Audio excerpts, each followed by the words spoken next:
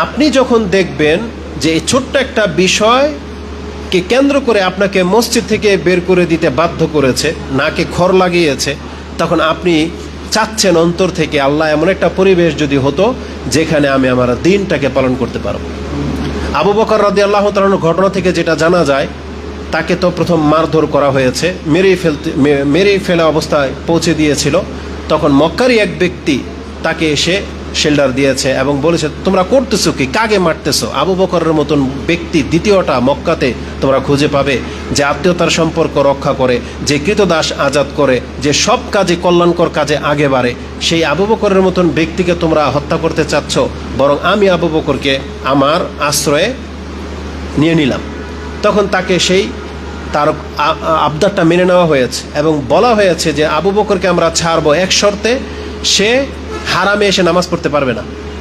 সে তার বাড়িতে নামাজ পড়বে, কিন্তু সে কান্না করতে পারবে না। তার মানে আবু বকর রাদিয়াল্লাহু তাআলার চরিত্রটা এমন, যখনই তিনি কোরআন পড়তেন তখনই তিনি কেঁদে দিতেন। আর তার এই চরিত্রের কারণে অনেকে প্রভাবিত হয়ে গিয়েছিল মক্কার লোকেরা। তখন তারা দেখতে পেয়েছে যে আবু বকরের মতো লোককে যদি মক্কায় রাখা হয় তাহলে এগুলো সব বেদিন হয়ে যাবে, আবু বকরের মতো হয়ে যাবে। তারা এই কঠোরতা করেছিল। তখন আবু বকর রাদিয়াল্লাহু তাআলা আনহু তিনি তার বাড়িতেই মসজিদের ব্যবস্থা করে নিলেন। সেখানেই তিনি নামাজ আদায় করা শুরু করলেন এবং প্রকাশ্যে উঠানে আঙ্গিনার মধ্যে কেরাত করে যখন সালাত আদায় করা শুরু করলেন, তখনও ওই কাফেরদের গায়ে লেগেছে। তখন এখানে এসে তারা বাধা দিয়েছে। কিন্তু আল্লাহ সুবহানাহু ওয়া তাআলা এইভাবে প্রত্যেকটা ব্যক্তিকে যারা দিন পালন করতে চায় তাদের আরজি আল্লাহ শুনেছেন। আল্লাহ তাদেরকে শক্তিশালী করেছেন। মদিনার মতো একটা রাষ্ট্র, এমনকি পুরো আরব জাজিরা মধ্যে তাদের আধিপত্য বিস্তার আল্লাহ করে দিয়েছেন, যার ফলে তারা দিন পালন করেছে। এটা আমাদের চোখের সামনে, জাস্ট একটা এক্সাম্পলে কথাটা চলে আসছে বিদায় বললাম। তো যারা দিন বোঝে, দিন পালন করতে চায়, তাদের জন্য দিনই পরিবেশ বলে একটা ব্যাপার থাকে। কিন্তু যাদের কাছে দিন কোনো মানি রাখে না, ধর্ম এটা যার যার ব্যক্তিগত ব্যাপার, মানলে মানলাম, না মানলে নাই, এরকম যারা, তাদের কাছে দিনই পরিবেশ বলে কোনো কিছু পরিবেশের প্রয়োজন নাই।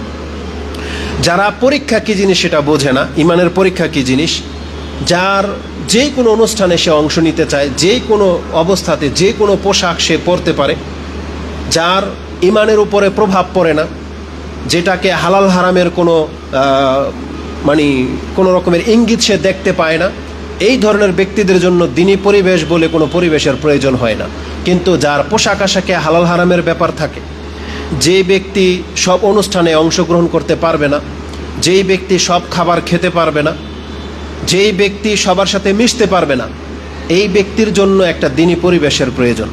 যার ড্রেস সব জায়গায় খাপ খায় না, যেমন আমরা, একটা দাড়িওয়ালা, একটা পাঞ্জাবিওয়ালা লোক সব জায়গায় আপনাদেরকে ডাকবে না, সব জায়গায় আপনাদের বিচরণ চলে না, তাহলে এই ধরনের ব্যক্তিদের জন্য একটা দিনী পরিবেশ কতটা জরুরি এটা আমি আমার বক্তব্য ছাড়াই আপনি অনুধাবন করতে পারতেছেন।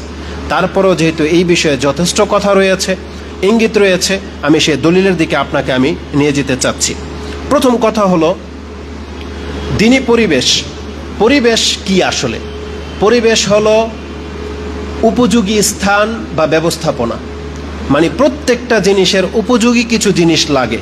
যেমন আপনার ঘরেই দেখেন, একটা বাড়ি বানিয়েছেন, আপনার বাড়ির ভিতরে এমন এমন পরিবেশ আপনি তৈরি করেছেন, একটা পরিবেশ তৈরি করেছেন, এখানে হচ্ছে কিচেন রুম, এখানে পাক শাক হয়, এখানে আপনি ঘুমান না, কিন্তু আপনার ঘুমের জন্য আলাদা পরিবেশ। আবার এমন একটা রুম আছে যেখানে আপনি পড়তে বসেন, এটা হচ্ছে পড়ালেখার পরিবেশ। তাহলে নিজের ঘরের ভিতরে এমন একটা জায়গা করেছেন যেখানে কাজা হাজত, প্রস্রাব পায়খানার জায়গা, মানে প্রত্যেকটা কাজের ধরন অনুযায়ী পরিবেশ লাগে, ব্যবস্থাপনা লাগে। সমাজ দেখেন, সমাজের এমন কিছু জায়গা যারা বলে খেলাধুলার একটা পরিবেশ লাগে, বিনোদনের একটা পরিবেশ লাগে, আর যার বিনোদন যেমন তার পরিবেশও তেমন। একজন ব্যক্তি দেখবেন যারা উলঙ্গ হয়ে থাকতে চায়, সি বিচের মতো পরিবেশ খোঁজে, সে আবার শহর কেন্দ্রিক পারবে না। আবার যারা ভদ্র মোতাবিক চলে তারা আবার সি বিচের এরিয়াতে যায় না, পার্কের এরিয়াতে যায় না, তারা আবার ভদ্র মসজিদ এই সমস্ত এরিয়াতে থাকে। তার মানে আমি বোঝাতে চেয়েছি, প্রত্যেকটা কাজের নিজস্বতা বলে কিছু থাকে, আর তার জন্য আলাদা একটা পরিবেশের প্রয়োজন হয়। তাহলে যেই ব্যক্তি দিন পালন করবেন, খেলাধুলার যেমন পরিবেশ লাগে, আপনি জেনে নেন আপনার দিন পালন করতেও আপনার একটা দিনই পরিবেশ লাগবে। এটা একবারে দিনের মতো স্পষ্ট। যেটা এটা রিয়েলাইজ করতে পারেন না তাদের কথাটা ভিন্ন। এই জন্য আবারও ঘুরিয়ে ফিরিয়ে বলি, যার কাছে যেটা গুরুত্ব পাবে সে ওই পরিবেশের গুরুত্বটা বুঝবে। এখন এবার আসুন, দিন পালন করার জন্য যে দিনই পরিবেশ হতে হবে বা এমন একটা জায়গাকে চুজ করা লাগতে পারে, এই দিক নির্দেশনা আমাদেরকে আল্লাহ সুবহানাহু ওয়া তাআলা কোরআনে দিয়েছেন। আপনি সরাসরি খুঁজলে হয়তো আয়াতগুলো ওইভাবে পাবেন না, কিন্তু আপনাকে একটু দূরদর্শিতা লাগবে। যেমন একটা আয়াত আমি আপনার কাছে পেশ করি, যেখানে আল্লাহ সুবহানাহু ওয়া তাআলা সূরা আনকাবুত 29 নম্বর সূরার 56 নম্বর আয়াতে আল্লাহ বলেছেন, ইয়া ইবাদিয়াল্লাযীনা আমানু ইন্না আরদি ওয়াসিয়া, নিশ্চয় হে ইমানদাররা যারা আমার প্রতি ঈমান এনেছো, ইন্না আরদি ওয়াসিয়া, আমার জমিন হচ্ছে প্রশস্ত, ফাইয়ায়া ফা'বুদুন, অতএব তুমি আমারই ইবাদত করো। আপনি কি বলতে পারবেন ইমানদারদেরকে আল্লাহ ডেকে বলতেছেন আমার জমিন প্রশস্ত, তুমি আমারই ইবাদত করো, ইবাদতের সাথে জমিন প্রশস্ততা হওয়ার কথা কেন আসবে? কারণ আল্লাহ সুবহানাহু ওয়া তাআলা আপনাকে ইঙ্গিতে বুঝিয়ে দিয়েছেন, তুমি যেহেতু আমার উপরে ঈমান এনেছো, তোমার মুখ্য উদ্দেশ্য হলো আমার বন্দেগী করা। এখন আমার ইবাদত করতে হবে, এটা করতে তুমি যেখানে পারবে সেখানে চলে যাও। মানে মূল হলো আল্লাহর দিন পালন করা। এখন আল্লাহর দিন পালন করা যদি আমার জন্মভূমিতে সম্ভব হয়, তাহলে আমাকে আমার জন্মভূমিতে থেকেই দিন পালন করতে হবে। আর যদি আমার জন্মভূমিতে আমাকে দিন পালন করতে বাধাপ্রাপ্ত করা হয়, আল্লাহ বলেছেন ইন্না আরদি ওয়াসিয়া, তাহলে আমার জমিন প্রশস্ত আছে, বান্দা তুমি যেখানে গিয়ে আমার দিন পালন করতে পারবে তুমি সেখানে চলে যাবে। এটা আল্লাহ ইঙ্গিত দিয়ে দিয়েছেন। তার মানে দিন পালন করার জন্য একটা উপযুক্ত পরিবেশ লাগে। আরেকটা আয়াত, সেম রিলেটেড আয়াত, আল্লাহ সুবহানাহু ওয়া তাআলা, যেটা আপনি সূরা জুমার 39 নম্বর সূরার 10 নম্বর আয়াতে পেয়ে যাবেন। তাতে আল্লাহ বলেছেন, কুল, হে নবী আপনি বলে দেন, ইয়া ইবাদিয়াল্লাযীনা আমানুত্তাকুল্লাহ উত্তাকু রাব্বাকুম, হে ঈমানদাররা তোমরা তোমাদের রবকে ভয় করো, তোমাদের প্রতিপালককে ভয় করো। লিল্লাযীনা আহসানু ফি হাযিহিদ দুনিয়া হাসানা, নিশ্চয়ই যারা এই দুনিয়াতে ভালো কিছু করবে তাদের জন্য উত্তম প্রতিদান আল্লাহর পক্ষ থেকে ব্যবস্থা করে রাখা হয়েছে। তারপর আল্লাহ বলেছেন ওয়া আরদুল্লাহি ওয়াসিয়া, আল্লাহর জমিন হচ্ছে প্রশস্ত। ইন্নামা ইউওয়াফাস সাবিরুনা আজরাহুম বিগাইরি হিসাব, আল্লাহ এখানেও বলেছেন আমার যেই ব্যক্তি এই দুনিয়াতে ভালো কিছু করবে সে ভালোটা পাবে। তারপরে বলেছেন আল্লাহর জমিন হচ্ছে প্রশস্ত। এখানেও ইবাদতের সাথে জমিকে নিয়ে আসা হয়েছে, যে আল্লাহ সুবহানাহু ওয়া তাআলার ভালো করার জন্য। যেমন এখানে বক্তব্য শুরু করার আগে আমাদের এক ভাই কোরআন তেলাওয়াত করেছে, সূরা মুলকের আয়াত পড়েছে, সেখানে কি বলেছে যে আমি জীবন এবং মৃত্যুর মাঝে যে সময়টা তোমাদেরকে সৃষ্টি করে দিয়েছি, কেন? লিয়াবলুয়াকুম আইয়ুকুম আহসানু আমালা। মূল হলো ভালো আচরণ করতে হবে, ভালো কর্ম করতে হবে। এর জন্য আমাকে উপযুক্ত জায়গা খুঁজে নিতে হবে, যে যেখানে আমি সেফ, আমি আল্লাহর ইবাদত করতে পারবো, সেখানে থেকে আমি ইবাদত করব। আমার যে উদ্দেশ্যে আমি আয়াতগুলোকে ব্যবহার করতেছি, এটা যে এই উদ্দেশ্যে নেওয়া যাবে তার আরেকটা দলিল আমি আপনার কাছে পেশ করতেছি। এটা স্পষ্ট, সেটা হচ্ছে সূরা নিসা 4 নম্বর সূরা, তার 97 নম্বর আয়াতে আল্লাহ সুবহানাহু ওয়া তাআলা এক শ্রেণীর ব্যক্তিদের সম্পর্কে বলতেছেন, ইন্নাল্লাযীনা তাওয়াফাহুমুল মালাইকা, কিছু ব্যক্তিদেরকে যখন মালাকুল মউত আত্মা কবজ করবে, তারা অপারগ অবস্থায় সেখানে পড়ে থাকবে, তাদেরকে বলা হবে জালিমি আনফুসিহিম। আল্লাহ বলেছেন জালিমি আনফুসিহিম, তারা নিজের নফসের উপরে জুলুম করেছে, মানে তারা পাপী ছিল সেই অঞ্চলে। কালু, তাদেরকে বলা হবে ফিমা কুনতুম, তোমরা এই অঞ্চলে এই অবস্থায় কেন বা কিভাবে তোমরা আছো? কালু কুন্না মুস্তাদাফিনা ফিল আরদ, তারা বলবে আমরা তো এই অঞ্চলের মধ্যে অপারগ। তার মানে ধরে নেন একজন মুসলিম কিন্তু নেপালে বসবাস করে, ইন্ডিয়ার মতো এমন জায়গায় যেখানে একবার ওপেন পূজা করা হয়, পূজার জন্য চাঁদা কালেকশন করা হয়, আপনি আল্লাহর নাম নিলে মার খাবেন, এমন একটা জায়গায় আছেন, কিন্তু পয়সাওয়ালা বিজনেস আছে আপনার ওখানে, আর আপনি আল্লাহর ইবাদত পালন না করে সেখানে আপনার মৃত্যুর ডেট চলে আসছে, জীবনে এক ওয়াক্ত নামাজও পড়েন নাই, আল্লাহর তাওহীদের কোনো খেয়াল রাখেন নাই, মালাকুল মউত উপস্থিত, এখন তাকে বলা হচ্ছে তুমি এখানে কি অবস্থায় আছো? কিন্তু সে জালেম, কিন্তু সে বলবে কুন্না মুস্তাদাফিনা ফিল আরদ, আমরা তো এই জমিনের মধ্যে অসহায়, আমরা তো নিরুপায়, কারণ এটা আমাদের রাষ্ট্র না, এটা আমাদের ধর্ম চলে না। আল্লাহ সুবহানাহু ওয়া তাআলা এই ধরনের ব্যক্তিদের কাছ থেকে কোনোদিন এই উজর আপত্তি গ্রহণ করবে না, বরং আল্লাহ সুবহানাহু ওয়া তাআলা এদের সম্পর্কে বলতেছেন কালু আলাম তাকুন আরদুল্লাহি ওয়াসিয়া, আল্লাহর জমিন কি প্রশস্ত ছিল না? ফেরেশতা তার গর্দানে পিটাবে, তার কপালে আঘাত করবে এবং আত্মা বের করা হবে এবং বলা হবে তুমি এখানে দুর্বল বিদে আল্লাহর ইবাদত করতে পারো না, তাহলে এই অঞ্চল তুমি ছেড়ে কেন দিলা না? আল্লাহর জমিনকে প্রশস্ত ছিল না? তার মানে আমি ঘুরে ফিরে এটা দেখাতে চেয়েছি, আল্লাহর বন্দিগি হলো মূল, আর আল্লাহর বন্দিগিকে প্রতিষ্ঠিত করার জন্য আপনাকে এমন অঞ্চল বেছে নিতে হবে যেখানে আপনি আল্লাহর দিনকে পরিপূর্ণভাবে পালন করতে পারবেন। এটা হচ্ছে মূল। আর বর্তমান যদি এটা বাংলাদেশ মুসলিম রাষ্ট্র, অধিকাংশ মানুষের এখানে মুসলিম, এখানে আল্লাহর দিন পালন করার যে কোনো অঞ্চলে করা যায়, কিন্তু দিন দিন যখন ফিতনা বেড়ে যাচ্ছে, আমরা যখন কোরআন সুন্নাওয়ালাদের সংখ্যা হারিয়ে ফেলতেছি, কোরআন সুন্নাওয়ালার সংখ্যা যখন কম, তখন আমাদের পাপী মুসলিমদের চাইতে উচিত যারা দিন পালন করবে তাদের এমন একটা এনভায়রনমেন্ট, এমন একটা এরিয়া, এমন একটা সমাজ হওয়া উচিত যেখানে দিন পালন করা সম্ভব।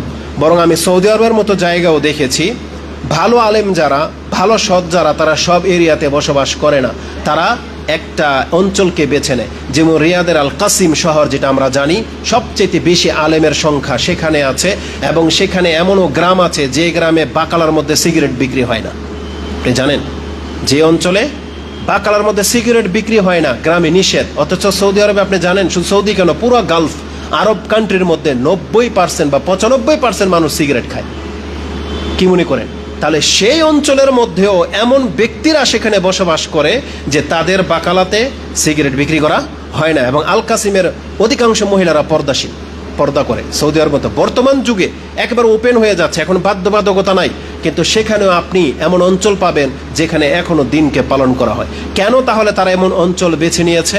শুধু আল্লাহর দিনকে টিকে রাখার জন্য। তারা ফতোয়াবাজি করেনি যে বাকিরা সব কাফের হয়ে গেছে, আমরাও ফতোয়াবাজি করতেছি না বাংলাদেশের সব কাফের, আমরা সব শুধু মুসলিম না, এমন না। বরং আল্লাহ সুবহানাহু ওয়া তাআলা মুমিনদের মধ্যে মুত্তাকি বলে একটা শব্দ রেখেছেন।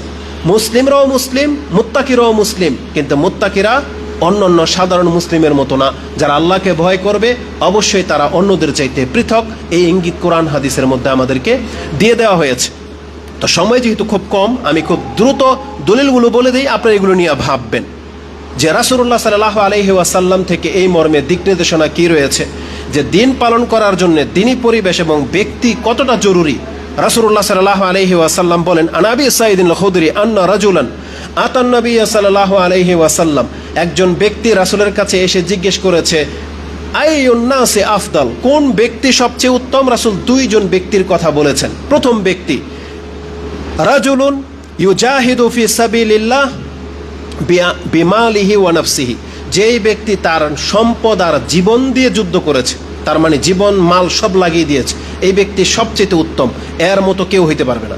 বলছে সুম্মামান, এই ব্যক্তির পরে মর্যাদায় কে আগে বাড়বে? বলা হয়েছে কালা মুমিনুন, এমন মুসলিম ফি শিবিন মিন মিনাশ শিয়াব, এমন ব্যক্তি, এমন মুসলিম যে সে কোনো একটা এরিয়াতে, কোনো একটা উপত্যকায়, গিরিপথে বা পাহাড়ের গুহায়, ইয়াবুদুল্লাহ রাব্বাহু, সে ফিতনা থেকে বেঁচে ওই গিরিপথে চলে গেছে, মানে এমন একটা এরিয়াতে, পাহাড়ের গুহায় চলে গেছে যেখানে আল্লাহর ইবাদত সে করে থাকে। আর ওয়ায়াদাউন নাসা মিন শাররিহি, আর মানুষকে সে নিজের অনিষ্ট থেকে মুক্ত রেখেছে, তার মানে তার দ্বারা কোনোদিন কোনো মানুষের ক্ষতি হয়নি। তার মানে একজন ব্যক্তি কতটা উত্তম যে আল্লাহর দিন পালন করবে, এর জন্য সে প্রয়োজনে হলে এমন একটা এরিয়াতে চলে যাবে যেখানে তার দিন পালন করতে কোনো বাধা নাই, আর যেখানে গেলে সে কোনো মানুষকে আঘাত করবে না, কষ্ট দিবে না, এমন পরিবেশকে সে বেছে নেবে। এটা রাসূল সাল্লাল্লাহু আলাইহি ওয়াসাল্লাম বলেছেন এই ব্যক্তি হচ্ছে উত্তম। এই হাদিসটা বুখারী এবং মুসলিমে রয়েছে। মুসলিমে হাদিসটি 4780 এবং বুখারীতে হাদিসটি 2786-তে রয়েছে। ঠিক এই রিলেটেড আরেকটা হাদিস আপনি নিয়ে নেন, যে রাসূলুল্লাহ সাল্লাল্লাহু আলাইহি ওয়াসাল্লাম বলেন, ইউশিকু, আমার আশঙ্কা হয় বা ভয় হয়, আইয়াকুনা খায়রা মালিল মুসলিমি গানামুন, একটা সময় আসতে যাচ্ছে যে মুসলিমদের কাছে প্রিয় সম্পদ হবে বকরি, গানাম, উট, বকরি, এসব। ইয়াতবাউ বিহা শাফাল জিবাল ও মাওয়াকিতাল কিতর, সে ওই বকরিগুলো নিয়ে এমন জায়গায় চলে যাবে, পাহাড়ের চূড়ায় যেখানে ঘাস পাওয়া যাবে এবং পর্যাপ্ত পরিমাণে বৃষ্টির পানি পাবে, সে এমন একটা অঞ্চলে চলে যাবে, ইয়াফিরু দীনিহি মিনাল ফিতান, সে তার দিন নিয়ে এই ফিতনার অঞ্চল ছেড়ে চলে যাবে। তার মানে মূল হলো দিন পালন করা। আমরা বলি না যে খ্রিস্টানদের মতো রহবানিয়াত বলেন আল্লাহ যে তুমি সংসার সমাজ ছেড়ে দিয়ে জঙ্গলে চলে যাবে, না, এটা বলা হয়েছে এমন স্থানে যাবে যে সেখানে গেলে সে দিন পালন করতে পারবে এবং সে ফিতনা থেকে নিরাপদ।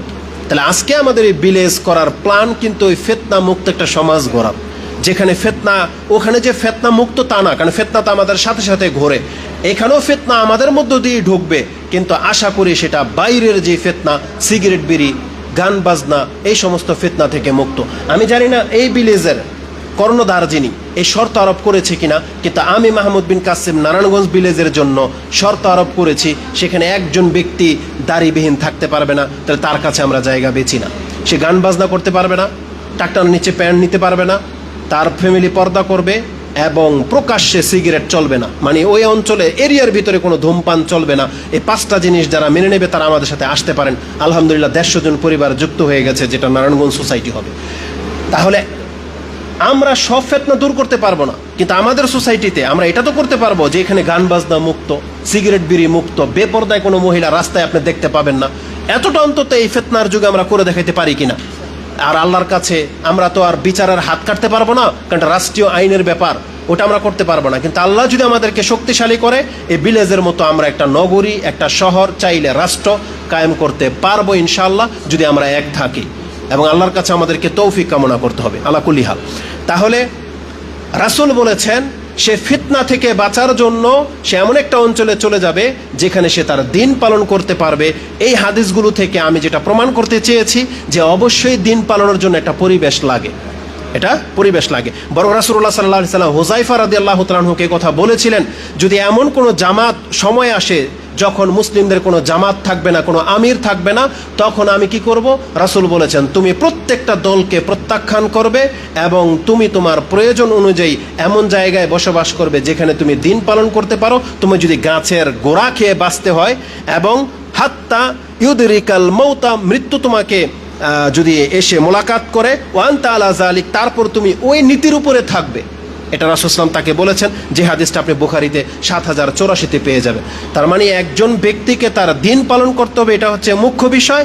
এর জন্য তাকে এমন জায়গা চুজ করতে হবে যেখানে তার দিন পালন করতে কোনো বাধা না আসে, যাতে ওই ব্যক্তির মতো বলতে না হয় কুন্না মুস্তাদাফিনা ফিল আরদ, আল্লাহ আমরা থেকে নিরুপায় ছিলাম, আমরা মদখোরকে বাধা দিতে পারি নাই, আমরা গান বাজনাকে বাধা দিতে পারি নাই, বরং আমরা এদের সাথে মিশে গেছি, আমরা দুর্বল ছিলাম।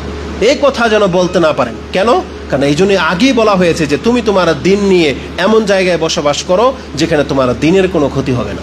এই জন্য দিনী পরিবেশটা অত্যন্ত জরুরি। রাসূলুল্লাহ সাল্লাল্লাহু আলাইহি ওয়াসাল্লাম থেকে এই মর্মে যে এক্সাম্পলগুলো দেওয়া হয়েছে তার মধ্যে অনেক গুরুত্বপূর্ণ একটা হাদিস এটা মাথায় রাখবেন, নিয়ে যাওয়ার মতো। রাসূল বলেছেন আর রাজুলু আলা দীনি খালিলিহি, নিশ্চয়ই ব্যক্তি, মানুষ সাধারণত তার অন্তরঙ্গ বন্ধুর মোতাবেক চলে। তার মানে সে যার সঙ্গী তার স্বভাব চরিত্র তার মধ্যে ঢুকে যায়। এই যে রাসূল বলেছেন আর রাজুলু আলা দীনি খালিলিহি, নিশ্চয়ই ব্যক্তি তার অন্তরঙ্গ বন্ধুর দিক নির্দেশনায় পরামর্শে চলে। অতএব ফালিয়ানজুর, তোমরা আহাদুকুম, তোমরা প্রত্যেকে এটা লক্ষ্য করো, মান ইউ খালিল, কাকে তুমি অন্তরঙ্গ বন্ধু হিসেবে গ্রহণ করতেছো, তাহলে তুমি তাকে একটু দেখে নিবা। এখন যে যাকে অন্তরঙ্গ বন্ধু হিসেবে গ্রহণ করতেছ, তার মানে তুমি শুধু তার ব্যক্তিকে না, তার ব্যক্তিত্বকে পর্যন্ত তুমি গ্রহণ করতেছো। কারণ এই ব্যক্তিত্বটা আমাকে ভালো লেগেছে, তাই না? এই জন্য তাকে আমি বন্ধু হিসেবে গ্রহণ করেছি। এখন এই ব্যক্তি যদি নামাজি হয়, তো তার মানে এই ব্যক্তিত্বটা আমার মধ্যে আসবে। এই ব্যক্তি দাড়িওয়ালা হলে, সৎ হলে, যে যদি হিংসা মুক্ত থাকে, তাহলে এর প্রভাবটা আমার উপরে পড়বে। কিন্তু এই ব্যক্তি যদি নাচ গান পার্টি হয়, এই ব্যক্তি যদি কোনো ক্রিয়াকৌতুককারী ব্যক্তি হয়, এই ব্যক্তি যদি রাজনৈতিক দলের কোনো ব্যক্তি হয়, তাহলে আপনি তার ব্যক্তিত্বের উপরে ভিত্তি করেই তাকে বন্ধু হিসেবে আপনি গ্রহণ করেছেন বলে বিবেচিত হবে, এবং আপনিও কিন্তু তার চরিত্রের দিকে ফিরে যাবেন। এই জন্য রাসূল বলেছেন তোমরা কাকে বন্ধুরূপে গ্রহণ করবে ওই ব্যক্তির ব্যক্তিত্বটাকে একবার দেখে নিও, কারণ তুমিও কিন্তু সেই পথেই পাওয়ার হবে। এই হাদিসটি আবু দাউদ কোট করেছেন, যেটা 4833 এবং তিরমিজিতে হাদিসটি 2378 রয়েছে। খুব জটিল একটা ব্যাপার, যা আপনি ভাববেন না আমি তো হেদায়েতওয়ালা, ওকে আমি হেদায়েত করে দেব। আমরা দেখেছি এমন বহু দিনদার ব্যক্তি দিন পেয়ে গেছে, 6-7 মাস, বছরখানিক দিন প্র্যাকটিসও করেছে, কিন্তু তার আগের জাহিলিয়াতের বন্ধুদেরকে সে ছাড়েনি। দেখা যাবে যে 1-2 বছর পরে সে তার দিন থেকে আবার সে আগের রীতিনীতিতে ফিরে গেছে। এটাই বাস্তব, কারণ আল্লাহ সুবহানাহু ওয়া তাআলা মানুষকে যেই নেচারের উপরে সৃষ্টি করেছেন এটাই হচ্ছে মূল। আপনি ভালো পথে থাকতে চান, ভালো পথ ধরতে হবে। আপনি যদি ভালো পথ না ধরেন, ভালো সঙ্গী গ্রহণ না করেন, তাহলে কোনোদিন আপনার বিবেক বুদ্ধি দিয়ে আপনি ভালো পথে থাকতে পারবেন না। আপনি ভুলে যাবেন না, ওই যে 100 জন ব্যক্তিকে হত্যা করেছিল সে যখন তওবা করার মনস্থর করেছিল, তাকে যে পরামর্শটা দেওয়া হয়েছিল সেটা কি ছিল? তাকে বলেই দেওয়া হতো যে তুমি তওবা করে নাও, হয়ে গেল। কিন্তু তাকে শুধু তওবা করতে বলা হয় নাই, বলা হয়েছে তুমি এই এরিয়া ছেড়ে দাও, এই অঞ্চলে খারাপ লোকেরা বাস করে, তুমি ওই অঞ্চলে চলে যাও, ওখানে দিন পালন করা ব্যক্তিরা বাস করে, সৎ ব্যক্তিরা বাস করে, তাদের সাথে গিয়ে আল্লাহর সৎ কাজে লেগে যাও। সে কিন্তু ওইদিকে যাচ্ছিল।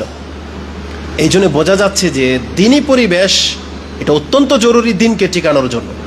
দিনী পরিবেশ, দিনদার ব্যক্তি, এটা প্রত্যেকটা ব্যক্তির জন্য অর্ধেক দিন পুরা করে দেওয়ার সমান আমি মনে করি।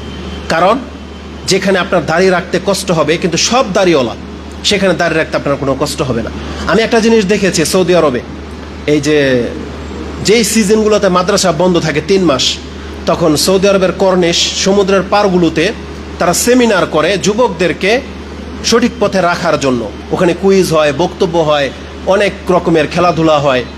আমি সে অঞ্চলে গিয়ে দেখেছি, সুবহানাল্লাহ, আপনি যদি এমন ধার্মিক যুবকদেরকে দেখতেন যাদের দাড়ি এত লম্বা লম্বা, আমাদের কাপড় তো টাকনা ছুঁয়ে ছুঁয়ে গেছে, কিন্তু এমন ধার্মিক ব্যক্তিরা যাদের অর্ধেক সাক তাদের জুব্বা, হ্যাঁ, মেসোয়াক, একটা আধা হাতের মেসোয়াক তার পকেটে, চেহারা কত নুরানি চেহারা, কত ভদ্র তাদের আচরণ, তাদেরকে দেখে কিন্তু আমরা স্পৃহা পেয়েছি। তো সৌদি আরব তো আমরাও গিয়েছি, হ্যাঁ, কর্ম করতেই গিয়েছি, আরও রজায় আপনার ভাই ব্রাদারও গিয়েছে, তা আমরা সেখান থেকে দিন নিয়ে আসছি। তারা শুধু টাকা ছাড়ার কিছুই নিয়ে আসতে পারেনি। কেন? কারণ তারা ওই পরিবেশটা বেছে নিয়েছে যেখানে খারাপ লোকদের আনাগোনা বেশি। কিন্তু আমরা আল্লাহ সুবহানাহু ওয়া তাআলার অনুগ্রহে এমন পরিবেশ পেয়ে গিয়েছিলাম যেখানে আমরা শুধু দিনদার ব্যক্তিদেরকেই দেখেছি, যাদের থেকে আমরা আদর্শ গ্রহণ করেছি। অতএব ব্যক্তি এবং স্থান এটা ব্যক্তির উপরে প্রভাব ফেলে, যার ফলে রাসূলুল্লাহ সাল্লাল্লাহু আলাইহি ওয়াসাল্লাম আমাদেরকে এই দিক নির্দেশনাগুলো দিয়েছেন। দুনিয়াতে যে যার বন্ধু গ্রহণ করেছেন, অন্তরঙ্গ বন্ধু, জানেন কিয়ামতের মাঠে কি হবে? আল্লাহ সুবহানাহু ওয়া তাআলা কোরআনের মধ্যে একটা আয়াত আপনি নিয়ে নেন, যেটা সূরা যুখরুফ 43 নম্বর সূরার 66 নম্বর আয়াত। আল্লাহ সুবহানাহু ওয়া তাআলা বলেছেন, আল আখিল্লাউ ইয়াউমা ইযিন বাদুহুম লিবাদিন আদু। প্রত্যেকটা অন্তরঙ্গ বন্ধু কিয়ামতের মাঠে একে অপরের শত্রু হয়ে যাবে, একে অপরের শত্রু হয়ে যাবে, ইল্লাল মুত্তাকিন। তবে মুত্তাকি বান্দারা যারা একে অপরের বন্ধু হিসেবে গ্রহণ হয়েছিল, তারা সেদিন শত্রু হবে না, বরং আল্লাহ সুবহানাহু ওয়া তাআলার পক্ষ থেকে ঘোষণা করা হবে যে আল্লাহর জন্য একজন আরেকজনকে ভালোবেসেছো, তোমরা কোথায়? বরং তোমরা স্পেশাল ছায়ার নিচে আল্লাহ ঠাঁই করে দেবে। আর যারা দুনিয়াবি আল্লাহর তাওহীদের ভিত্তিতে বা একত্বের ভিত্তিতে, তাকওয়ার ভিত্তিতে বন্ধুত্ব করে নাই, দুনিয়াবি কোনো স্বার্থে, হয়তো ভালো লাগার ভিত্তিতে করেছে, কিয়ামতের মাঠে একে শত্রু মনে করবে, একে দেখলে আরো পালাবে। কেন? কারণ ব্যক্তির দ্বারা প্রভাবিত হয়। সৎ ব্যক্তিকে ভালো উপদেশে দিয়েছে, কিন্তু খারাপ ব্যক্তির দ্বারা কখনো কখনো খারাপ কাজও হয়ে যায়। এই জন্য আপনি কিয়ামতের মাঠে তাকে শত্রু ভাববেন।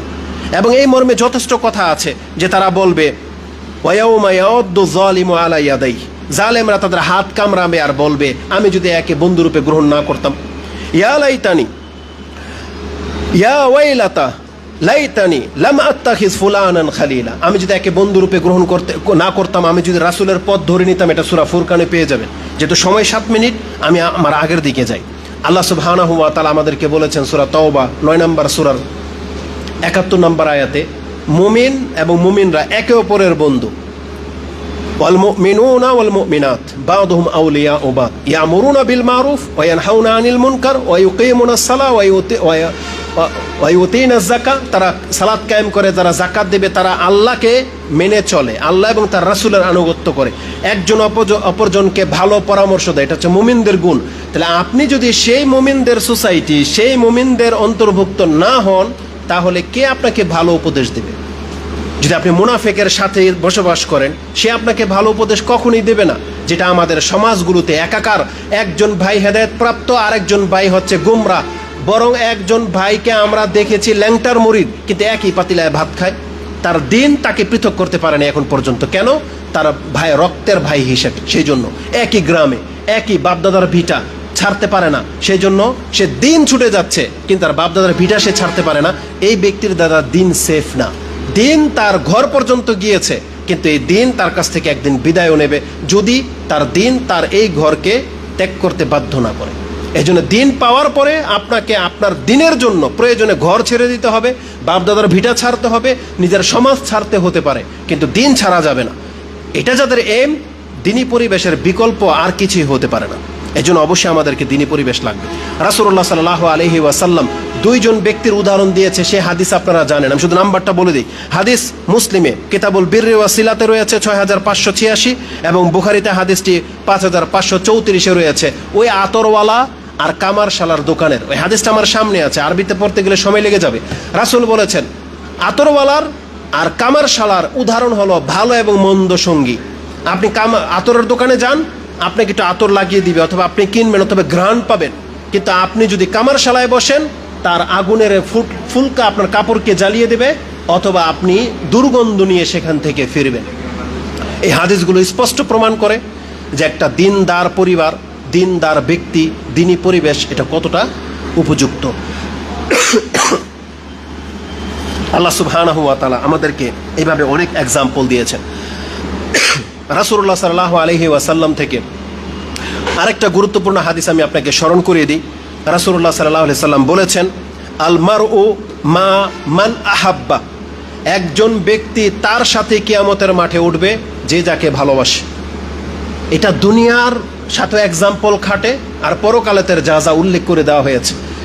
আপনি যাকে ভালোবাসেন, রাসূল বলেছেন আল মারউ মা মান আহাব্বা, একজন ব্যক্তি তার সঙ্গী যে তাকে ভালোবাসে।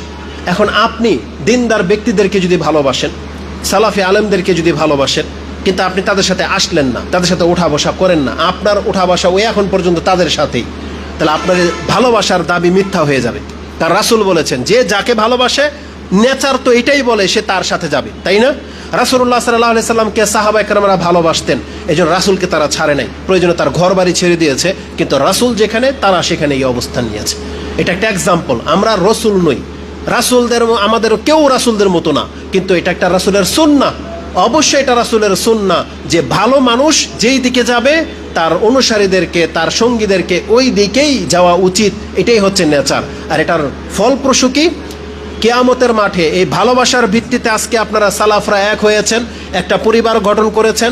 বাপদাদার বাড়ি এত হাইফাই জায়গায় থাকা সত্ত্বেও এমন একটা প্রত্যন্ত অঞ্চলে এসে বাড়ি করতেছেন কিসের জন্য? শুধু দিনকে টিকানোর জন্য।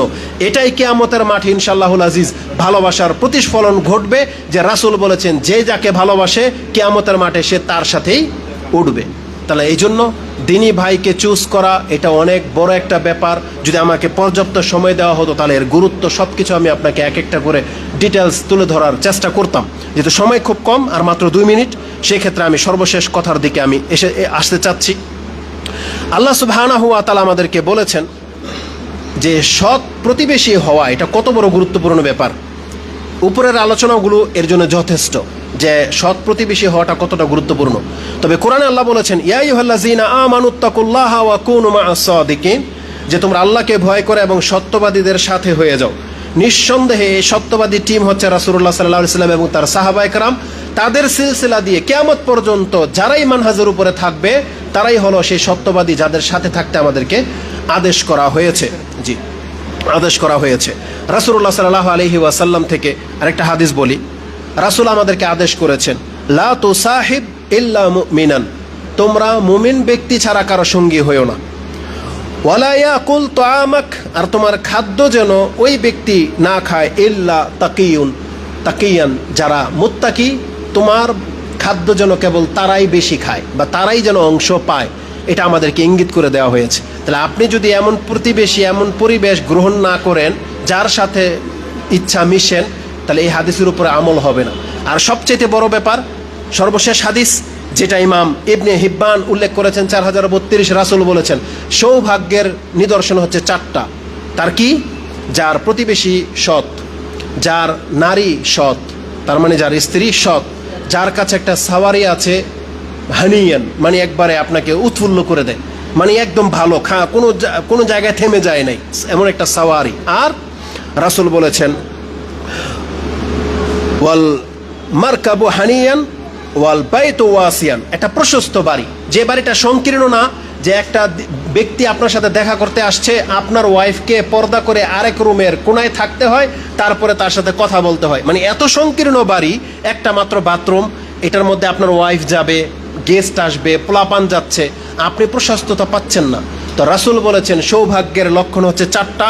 যার একটা প্রশস্ত বাড়ি আছে, যার প্রতিবেশী সৎ, যার স্ত্রীটা সৎ, আর যার একটা সাওয়ারি আছে যেটা হানিয়ান মানে প্রশস্ত প্রশান্তি দেওয়ার মতো একটা। আবার দুর্ভাগ্য বা হতভাগার 4টা লক্ষণ বলা হয়েছে। বাড়ি তো বানিয়েছে কিন্তু দাইয়েকান, স্ত্রী হচ্ছে বদ, প্রতিবেশী হচ্ছে অসৎ, আর সাওয়ারি মাঝে রাস্তায় গিয়ে বন্ধ হয়ে যায়। বোঝেন না? তাহলে রাসূলুল্লাহ সাল্লাল্লাহু আলাইহি সাল্লাম বলেছেন অবশ্যই সৎ প্রতিবেশী এটা ভাগ্যের লক্ষণ, এবং এই ভাগ্যের চাবিটা আল্লাহ মনে হচ্ছে আমাদের প্রত্যেকের হাতে দিয়ে দিয়েছে। আল্লাহ বলেছেন তুমি তোমার প্রতিবেশী কাকে বানাবে তুমি চুজ করো। রাসূল বলেছেন প্রতিবেশী যেন তোমার দেয়ালে একটা পেরেক ঠুকবে তুমি নিষেধ করবা না। তাহলে আপনি কি চান না আপনার এমন একটা প্রতিবেশী হোক?